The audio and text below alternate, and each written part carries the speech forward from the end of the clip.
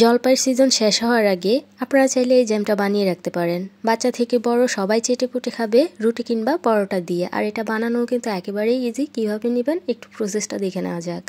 প্রথমেই আমি এখানে 2.5 কাপ পানি দিয়ে দিলাম আর 1 কাপ জলপাই দিয়ে একটু ফুটিয়ে নিলাম। এখন একটা ছাঁকনির সাহায্যে ছেঁকে পানিটা আলাদা করে নিলাম। একটু চেপে চেপে নেওয়ার চেষ্টা করবেন, সাবধান যেন গলে না যায়। এখন এটাকে আমরা মেপে নিব মেজারমেন্ট কাপ দিয়ে।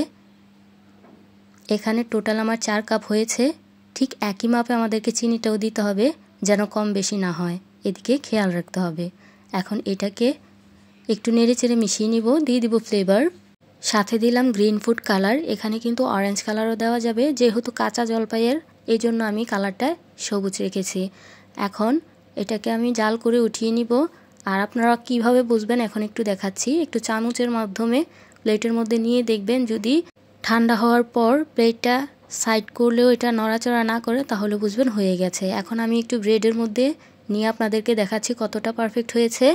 আশা করি আমার বলার আর কোনো অপেক্ষা থাকে না, আপনারা দেখেই বুঝতে পারছেন এটা কতটা পারফেক্ট হয়েছে। এভাবেই চাইলে স্বাস্থ্যকর উপায়ে ঘরেই বানিয়ে দিতে পারবেন দোকানের মতো।